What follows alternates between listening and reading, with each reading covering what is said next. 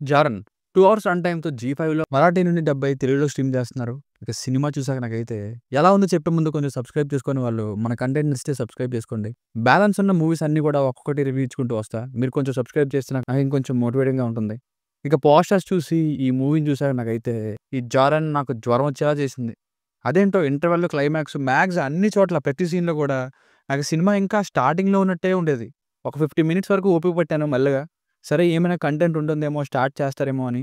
కానీ అప్పుడే ట్విస్ట్ లాగా ఒక యాక్షన్ సీన్ చూపిస్తారు. ఓరి బాబు! ఫస్ట్ టైమ్ ఆ పేరెంట్స్ ఎక్స్‌ప్రెషన్ చూస్తేనే అర్థమైపోయిన విషయాన్ని మళ్ళీ వీళ్ళు ట్విస్ట్ లాగా చూపిస్తున్నారు.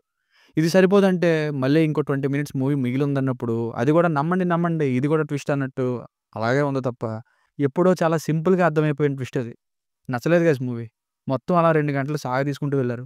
దీనికంటే 'జగపతి బాబు' గారి 'రక్ష' సినిమా ఎన్నో రెట్లు బెటరు. ఇప్పుడు చూసినా బానే అనిపిస్తుంది ఆ మూవీ.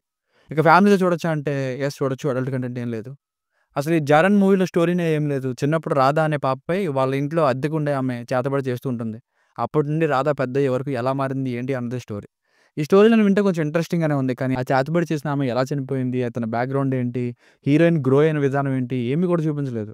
అయితే యాక్సిడెంట్‌ని, చేతబడిని ప్యారలెల్‌గా చూపిస్తూ ఏదో ఉండే ఉంటుంది సరైన పెద్ద ఫ్లాష్‌బ్యాక్ అనుకుంటే ఏమీ లేదు. క్లైమాక్స్ కూడా చేతబడులనేవి లేవంటూ ఆ డాక్టరు, చేతబడే కారణం అంటూ రాధా తల్లి ఇలా కంక్లూజన్ ఇస్తే అసలు ఇంకా స్టార్టింగ్ సీన్ లాంటి సీన్‌ని చూసి ఇది క్లైమాక్సా అనే ఫీలింగొచ్చింది. ఓటీటీలో చూస్తేనే నీరసమొచ్చింది. థియేటర్‌కి వెళ్ళిన వారి పరిస్థితి ఏంటో. ఫాల్స్ రియాలిటీ అంటూ రైజ్ చేసిన ఈ సైకలాజికల్ ఇష్యూని ఐడియాస్ బాగా ఆలోచించారు కానీ సైకలాజికల్ హారర్ థ్రిల్లర్‌గా మలచడంలో మాత్రం అస్సలు వర్కౌట్ అవ్వలేదని చెప్పాలి. హారర్ అంతేం లేదు. హారర్‌లా చూపిద్దాం అనుకుని అటు ఇటు తిరిగే సీన్స్‌ని లందీగా చూపిస్తారు. ఇక స్టార్టింగ్‌నే క్లమ్జీగా స్టార్ట్ అవుతుంది. అసలు అర్థం కాదు. ఒకసారి అది, ఇంకొకసారి మరొకటి ఇలా చూపించుకుంటూ వెళ్తారు. ఆ తర్వాత అర్థమవుతుంది రిలేట్ చేసుకుంటే. అదేమీ కాదు స్ట్రెయిట్‌గా చెప్పేసినా సరిపోయి ఉండేది అనే ఫీలింగ్ కలిగింది. ఆ స్టార్టింగ్ పోర్షన్స్ కూడా. పాజిటివ్స్ అయితే మంచి అవార్డ్ విన్నింగ్ పెర్ఫార్మన్స్ ఇచ్చిన రాధా అనే యాక్ట్రెస్ చాలా చాలా బాగా నటించారు. సినిమాటోగ్రఫీ బాగుంది. అండ్ స్టార్టింగ్ పోర్షన్స్ మెయిన్‌గా ఈమె యాక్టింగ్ వల్లనే భరించా.